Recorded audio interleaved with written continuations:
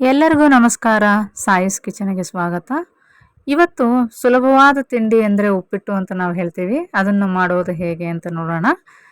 ಇಲ್ಲಿ ನಾನು ಒಂದು ಬಾಣಲೆಗೆ ಒಂದು ಲೋಟದಷ್ಟು ಉಪ್ಪಿಟ್ಟಿನ ರವೆ ತೊಗೊಂಡಿದ್ದೀನಿ. ಅಂದರೆ ನಾನಿಲ್ಲಿ ಲೋಕಲ್ ರವೆ ತೊಗೊಂಡಿದ್ದೀನಿ ಅಥವಾ ಬಾಂಬೆ ರವೆನೋ ಅಂತ ಹೇಳ್ತೀವಲ್ಲ, ಆ ರವೆ ತೊಗೊಂಡು ಇದನ್ನು ಚೆನ್ನಾಗಿ ಹುರ್ಕೊಳ್ತಾ ಇದ್ದೀನಿ.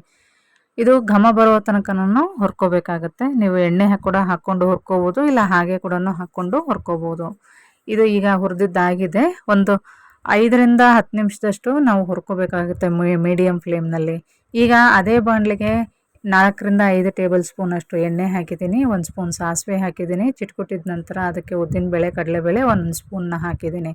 ಇದನ್ನು ಅಷ್ಟೇ ಕಂದು ಬಣ್ಣ ಬರೋ ತನಕನೂ ಇದನ್ನು ನಾವು ಹುರ್ಕೋಬೇಕು. ಹಾಗೆ 1 ಸ್ಪೂನ್ನಷ್ಟು ನಾನು ಹೆಚ್ಚಿದ ಕರಿಬೇವನ್ನ ಹಾಕಿದ್ದೀನಿ. ಹಾಗೆ 4ರಿಂದ 5 ಮೀಡಿಯಮ್ ಖಾರ ಇರುವಂತಹ ಹಸಿಮೆಣಸಿನ್ಕಾಯಿನ ಹಾಕಿದ್ದೀನಿ. ಹಾಗೆ ಒಂದು 4 ಈರುಳ್ಳಿ ಮೀಡಿಯಮ್ ಸೈಜ್ನ ಸಣ್ಣದಾಗಿ ಹೆಚ್ಚಿಕೊಂಡು ಅದನ್ನು ಕೂಡ ಹಾಕಿ ಇಲ್ಲಿ ಹುರ್ಕೊಳ್ತಾ ಇದ್ದೀನಿ. ಇದನ್ನು ಅಷ್ಟೇ ಒಂದು ಸ್ವಲ್ಪ ಟ್ರಾನ್ಸ್ಪರೆಂಟ್ ಆಗೋ ತನಕನೂ ಇದನ್ನು ಹುರ್ಕೋಬೇಕಾಗತ್ತೆ. ಉಪ್ಪಿಟ್ಟಿಗೆ ಸ್ವಲ್ಪ ಜಾಸ್ತಿ ಎಣ್ಣೆ ಹಾಕ್ಕೊಂಡಿದ್ದೀನಿ ನಾನು ಇಲ್ಲಿ. ಚೆನ್ನಾಗಿರುತ್ತೆ ಉಪ್ಪಿಟ್ಟು, ಹಾಗಾಗಿ ಸ್ವಲ್ಪ ಎಣ್ಣೆ ಜಾಸ್ತಿ ಹಾಕ್ಕೊಂಡಿದ್ದೀನಿ. ಈಗ ನಾನು ಒಂದು ಟೊಮೆಟೊನ ಹಾಕ್ತಾ ಇದ್ದೀನಿ. ಸಣ್ಣದಾಗಿ ಹೆಚ್ಚಿಕೊಂಡು ಇಟ್ಕೊಂಡಿರೋ ಅಂತಹದ್ದು ಟೊಮೆಟೊನ ಹಾಕಿ ಚೆನ್ನಾಗಿ ಮಿಕ್ಸ್ ಮಾಡ್ಕೊಳ್ತಾ ಇದ್ದೀನಿ. ಇದಕ್ಕೆ ಒಂದು 1/4 ಸ್ಪೂನ್ನಷ್ಟು ನಾನು ಉಪ್ಪನ್ನ ಸೇರಿಸ್ತಾ ಇದ್ದೀನಿ. ಅಂದರೆ ಬೇಗ ಬಾಡುತ್ತೆ ಅಂತ, ಈರುಳ್ಳಿ ಟೊಮೆಟೊ ಎರಡೂ ಬೇಗ ಬಾಡುತ್ತೆ ಅನ್ನೋದಕ್ಕೆ ಒಂದು 1/4 ಸ್ಪೂನ್ನಷ್ಟು ಉಪ್ಪನ್ನ ಹಾಕಿನಿ. ಹಾಗೆ ಅದು ಕೂಡ ಹಿಡ್ಕೊಳ್ಳುತ್ತೆ ಉಪ್ಪನ್ನ. ಸೊ ಇದನ್ನು ಚೆನ್ನಾಗಿ ಬಾಡಿಸ್ಬೇಕು. ದೊಡ್ಡೂರಿನಲ್ಲಿ ಚೆನ್ನಾಗಿ ಬಾಡಿಸಿ ಇದನ್ನು ಸೀದಿಸ್ಕೊಳ್ಳಿಕ್ಕೆ ಹೋಗಬೇಡಿ. ಈಗ ನೋಡಿ ಚೆನ್ನಾಗಿ ಬಾಡಿದೆ.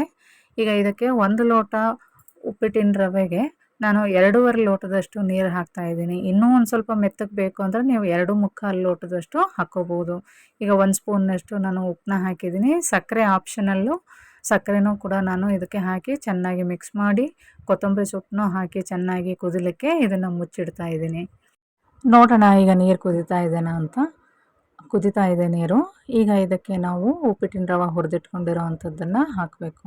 ಒಂದೇ ಸಲಕ್ಕೆ ಹಾಕಬಾರ್ದು, ಸ್ವಲ್ಪ ಸ್ವಲ್ಪನೇ ನಾನು ಹಾಕ್ತಾ ಇದ್ದೀನಲ್ಲ, ಆ ಥರ ಹಾಕ್ಕೊಂಡ್ರೆ ಗಂಟಿಲ್ದೇ ನಾವು ಉಪ್ಪಿಟ್ಟನ್ನು ಮಾಡ್ಬೋದು. ಕೆಲವೊಂದು ಸಲ ಒಂದೇ ಸಲಕ್ಕೆ ಹಾಕಿದಾಗ ಗಂಟಾಗ್ಬಿಡುತ್ತೆ. ಹಾಗಾಗಿ ಸ್ವಲ್ಪ ಸ್ವಲ್ಪನೇ ಹಾಕ್ಕೊಳ್ತಾ ತಿರುಗ್ಕೊಳ್ತಾ ನಾವು ಉಪ್ಪಿಟ್ಟಿನ ರವೆನ ಮಿಕ್ಸ್ ಮಾಡ್ಕೋಬೇಕಾಗತ್ತೆ. ಈಗ ಒಂದು 5 ನಿಮಿಷ ದೊಡ್ಡ ಊರಿನಲ್ಲಿ ಮುಚ್ಚಿಡೋಣ. ಕೆಲವೊಂದು ಸಲ ಉಪ್ಪಿಟ್ಟಿಗೆ ನೀರು ಹಾಕೋದು ವ್ಯತ್ಯಾಸ ಆಗುತ್ತೆ. ಅದು ಉಪ್ಪಿಟ್ಟಿನ ರವದ ಮೇಲೆ ಡಿಪೆಂಡ್ ಆಗುತ್ತೆ. ಕೆಲವೊಂದು ಉಪ್ಪಿಟ್ಟಿನ ರವೆಗೆ ಕಡಿಮೆ ನೀರು ಹಿಡಿಯುತ್ತೆ, ಕೆಲವೊಂದಕ್ಕೆ ಉಪ್ಪಿಟ್ಟಿನ ರವೆಗೆ ಜಾಸ್ತಿ ಹಿಡಿಯುತ್ತೆ ನೀರು. ಹಾಗಾಗಿ ಸ್ವಲ್ಪ ವ್ಯತ್ಯಾಸ ಆಗುತ್ತೆ.